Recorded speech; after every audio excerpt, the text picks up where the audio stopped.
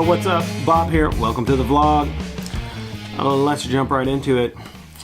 I did want to address a few things that have been going on the internet in the last couple weeks that I thought were really interesting. First thing I want to get into is the Paul Reed Smith Silver Sky guitar. This is the John Mayer Strat style guitar. You know, a lot of people on the gear forums and social media and stuff have really been critical of Paul Reed Smith for basically just doing this Stratocaster. You know, with a couple tweaks. It's got kind of a knot. It's got kind of that cutaway like the Paul Reed Smith horn has, that little convexed area. It's got like an elongated Paul Reed Smith headstock with kind of it's got a bit of this on the Paul Reed Smith headstock, so that you got all this room up here. Kind of a very Stratocaster-y thing, obviously. 3 single coils, the whole 9. They modified the jack plate. It's got the Paul Reed Smith bridge. Whatever. Where do I land on it? Well, there's hundreds of people, companies out there making Stratocaster guitars.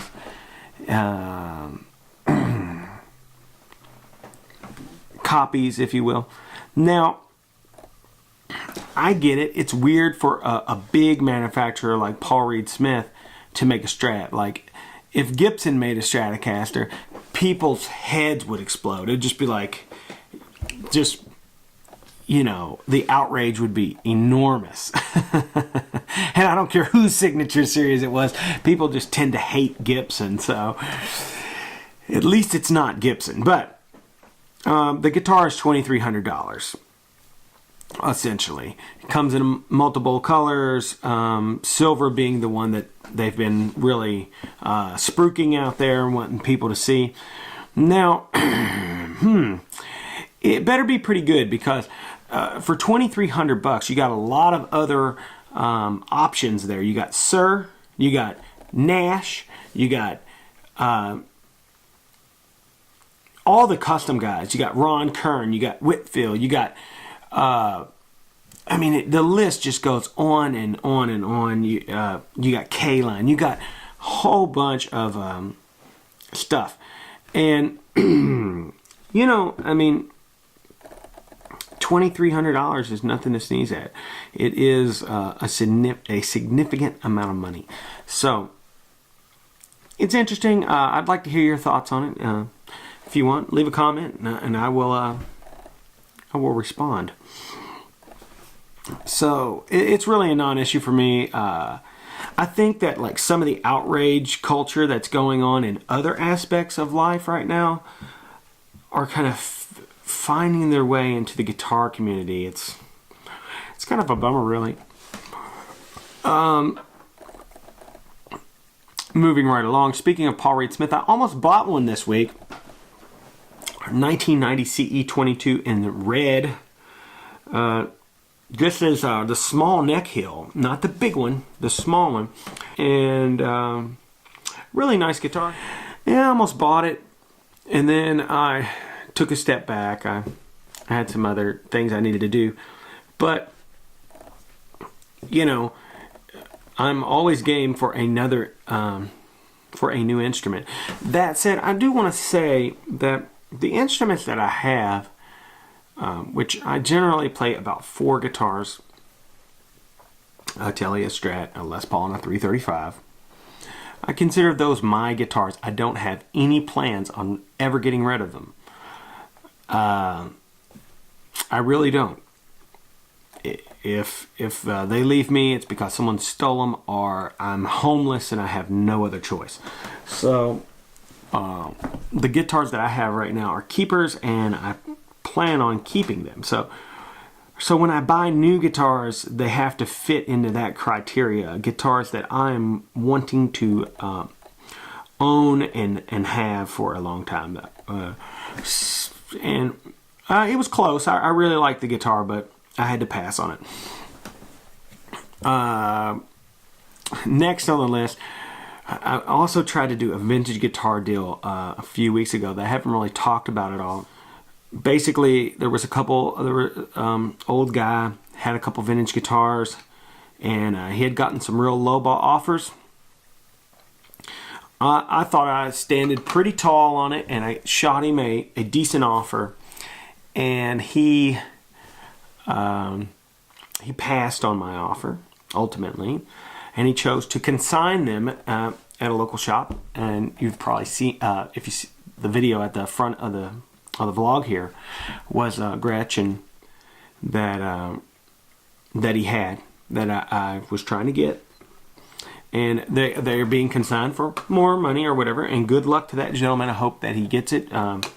You know, I didn't really need the guitars, but I didn't want to see him sell them off for the kind of offers he was getting. So I was trying to help the guy out, and also, you know, get him a little bit of money. I hope he does even better selling them consignment. Next up, I'll tell you what I'm going to do. We're going to do this a little bit differently. We're going to move on, and I'll be back. So like, subscribe, tell a friend, leave a comment. Enjoy the rest of the vlog. I'll pop back in throughout. So yeah, let's get it started. Let's do it.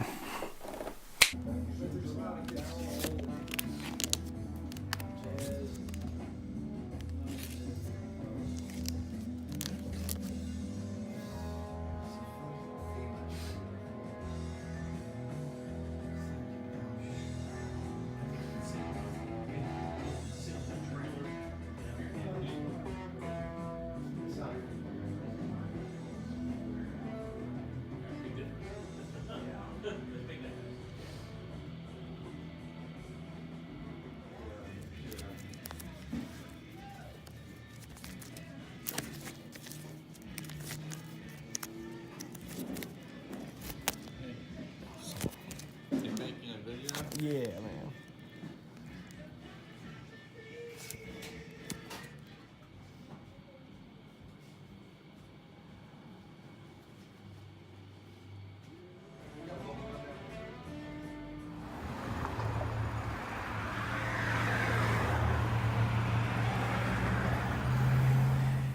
So, did you think you were going to get out of this without doing at least talking a little bit about vinyl records? I did buy a few this week, only 3. I'll hit those real quick, and we'll talk about them for a second, and then we'll move on. I know how you guys get wrapped up on these vinyl records. Anyway, first one that I found was this Bootsy record. As you've seen in the video leading up, these came from Funhouse Records, new shop in town. Great shop, by the way. Lots of awesome records. Stay out of there, okay? Leave these records to me. Anyway, the Bootsy album on Warner Brothers. Now, I don't normally remove the sleeve from the plastic, but I will show you that this one has the sunglasses. These sunglasses are like cardboard sunglasses that you can actually remove, and they're like little Bootsy sunglasses, you know. There's Bootsy here. Great artwork. This album is officially titled Bootsy's Rubber Band Bootsy Player of the Year. This is the Bootsy record to have. Try to find one with the sunglasses. The songs on it are Bootsy, Bootzilla, As in I Love You, Hollywood Squares, Funk Attack, May the Force Be With You, Roto Rooter, Very Yes, and of course, Player of the Year. The Bootsy album. Sunglasses. Next. Boom. Tom Petty, Full Moon Fever. I bought this album on tape cassette when it came out. I believe it was in 1990. 89 or 90, I believe. 1989. Free Fallin'. I believe Running Down a Dream is on here, maybe? Or I Won't Back Down, possibly. Let's see.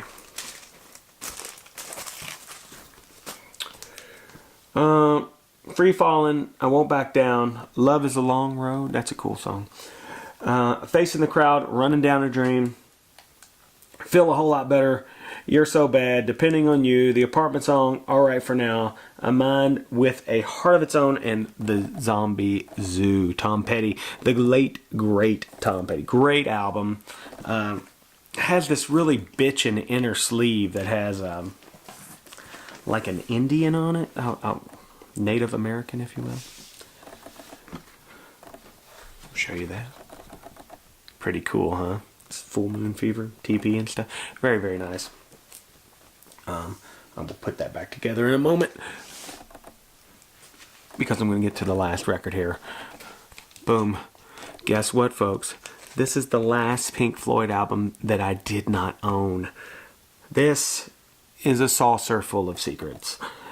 You know, I got Piper at the Gates a while ago, and this is the next album, Saucer Full of Secrets, and features, I believe it's probably a Syd Barrett record, I'm pretty sure of it, and does have the rainbow label, which means it's like the 5th or so pressing. I'm not going to get too court sniffery on you. I could, but, you know, I could tell you where it was pressed and everything. But I'm not going to do that. I'm just going to say this is a cool record. I was missing it in my Pink Floyd collection. I'm trying not to be a completist. I try to just buy the records that appeal to me and that I like to listen to. But sometimes my collector's, you know, heart takes over, and I have to get it. I do have my eye on some other things that are going to be quite exciting if I can manage to pull it off. They're pretty expensive records, albums, LPs, if you will.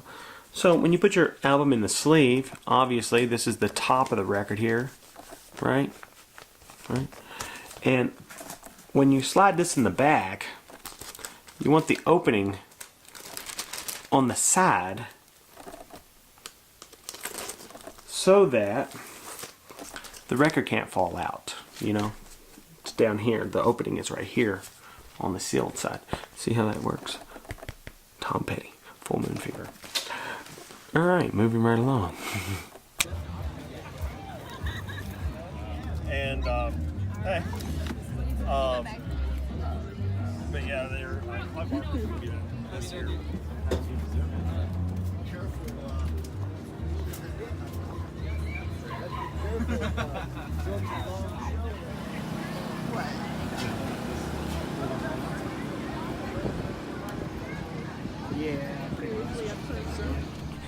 Yo, I'm back. So, surprise, surprise. New pedal day. Last week I mentioned that I had listed, some of my love pedals that I had kind of gone through and decided that I was not going to keep on the interwebs for trade or sell. And I did end up doing a trade for a few of those pedals, and I ended up with, bam, the Sir Riot Mini. Now this you might be familiar with this larger format of this particular effects pedal. This is a distortion, if you will, a dirty sound. I didn't have a lot. I do not own a lot of pedals that really give any kind of higher gain distortion sound. So I felt like, as someone who does a little bit of studio work and does a lot of recording in general, that I needed something that could bring the heavy, if you will. So this does a pretty good job. It does not come with any instructions at all, or really any literature other than "Welcome to the Sir family." But the controls are pretty self-explanatory. You have a tone, a level, and then this voice knob. One's a more open sound, and the other one is a bit more compressed. A lot more compressed. On and off bypass switch, obviously. And runs on a 9-volt power.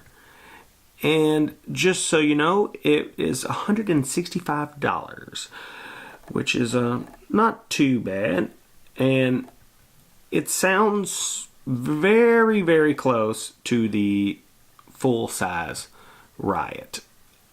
I would say that they're nearly identical. So I'm going to plug it in, put it on the big board, and compare it to possibly the Pete Cornish G2. And I'm also going to try these couple different voicings out. I will try it with a high gain distortion, low gain, and kind of run it as a clean boost as well. So I'm going to try it in a variety of different ways. I might try it with a couple of different guitars. I do have Melton out over here, which, if you're not familiar with Melton,